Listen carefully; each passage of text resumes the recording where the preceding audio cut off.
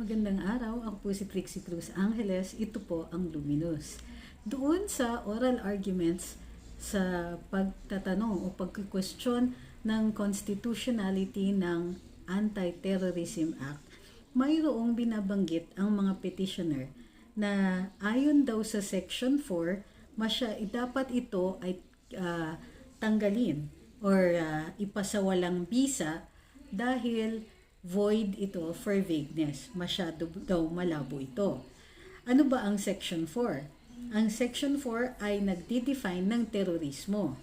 Ayon dito, subject to Section 49 of this Act, terrorism is committed by any person who within or outside the Philippines. Take note ha, within or outside the Philippines. So, ibig sabihin pag ginawa yung act of terrorism kahit sa labas ay maaaring maging punishable dito sa Pilipinas. Okay, regardless of the stage of execution. Regardless of the stage of execution. So, kung attempted or frustrated, hindi yan, baliwala po yan. So, letter A, engages in acts intended to cause death or serious bodily injury to any person or endangers a person's life. Ba, maliwanag yun. Engages in acts intended to cause extensive damage or destruction to a government public facility, public place, or private property. Madali rin yun. Yung maninira ka. Yung mga gawain mo ay maliwanag na ang intensyon nun ay makasira, extensive damage, matinding pagsisira, or destruction, government or public facility, public place, or private property. Letter C, engages in acts intended to cause extensive interference with, damage, or destruction to critical infrastructure. Ano ang critical infrastructure? Kadalasan, ang mga target ng mga terrorist organizations ay transportation hubs tulad ng mga airports, bus stations, train stations, and in fact, even the public transportation itself, planes, trains, even buses. Kasama din dyan ang telecommunications facilities, TV stations, radio stations, and so on.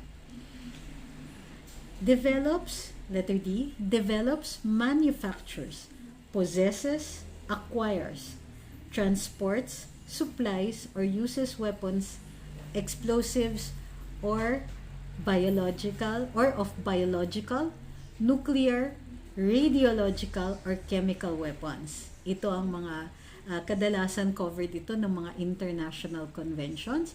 Bawal ang paggamit ng biological warfare such as germs or viruses, nuclear weaponry, manufacturing, possessing, acquiring, and transporting yan ha.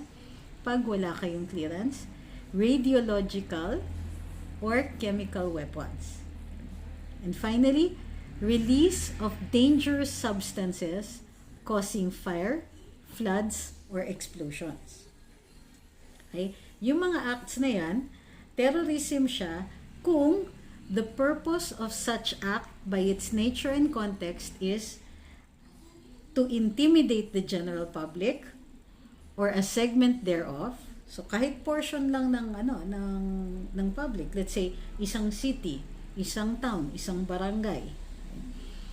Create an atmosphere or spread a message of fear to provoke or influence by intimidation the government or any international organization, or seriously destabilize or destroy the fundamental political, economic, or social structure of the country, or create a public emergency, or seriously undermine public safety. Ayan ha.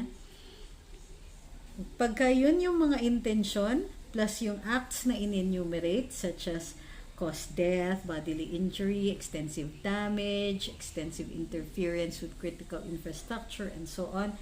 Ito yung purpose niyan, then terrorism siya. Okay? Pero, may pinupuntirya yung mga petitioners. Sinasabi nila may portion dyan sa section 4 na void kasi, void for vagueness. Ano ang definition ng void for vagueness? Ibig sabihin, ang labo ng pagkakagawa ng batas such that wala tayong notice kung ano ang pwedeng gawin o hindi pwedeng gawin. Ang sinasite nilang provision dito ay yung dun sa huli, ang nakalagay. Provided that terrorism as defined in this section shall not include advocacy, protest, dissent, stoppage of work, ito yung mga strikes, industrial or mass action, same, and other similar exercises of civil and political rights. Kasama dyan ng rallies, kasama dyan ng strikes, sit-down strikes, stoppage of work. If they are not intended to cause death or serious physical harm to a person or endanger a person's life or create a serious risk to public safety. Okay?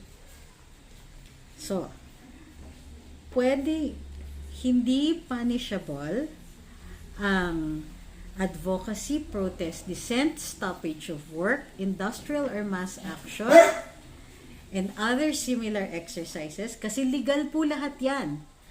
Unless, habang ginagawa ninyo yun, ang intensyon ay makamatay, makasakit, serious physical harm, maka-endanger sa buhay ng isang tao, o makakos, peligro sa publiko. Create a serious risk to public safety. Sinasabi ng mga petitioners, ito, void kasi for vagueness. Dahil, paano daw malalaman kung mayroong intent?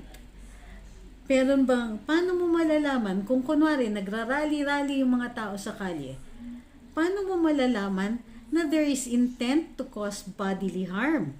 O meron silang gustong saktan na tao? Meron silang gustong sirain na gusali? O meron silang gustong gusto nilang ilagay sa peligro ang well-being o safety ng taong bayan. Paano malalaman 'yon?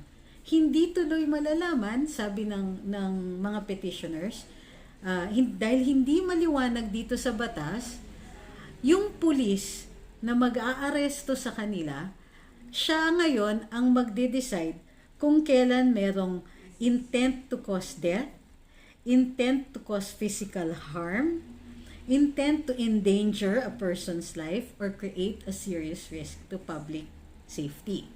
Sa madaling sabi, ang sinasabi ng mga petitioners, dahil ang intent ay nasa isip lamang, pag nag-rally ka, pag nag-stoppage of work, pag advocate ka, naging aktivista ka, yung intent to cause damage to public property o yung intent na manakit ay, dahil nasa isip lang yan, pwedeng sabihin ng pulis, kahit simpleng rally lang, o halika, you're committing an act of terrorism. Ikukulong kita, wala kang bail. Okay? What is the other side of that? Furthermore, sinasabi pa nila na ayun, so that's it. So, ang sinasabi naman natin, the flip side of that is, sinasabi ng mga mahistrado na nagtatanong, pero how do you determine intent? Base dun sa mga desisyon na ng Korte Suprema dati.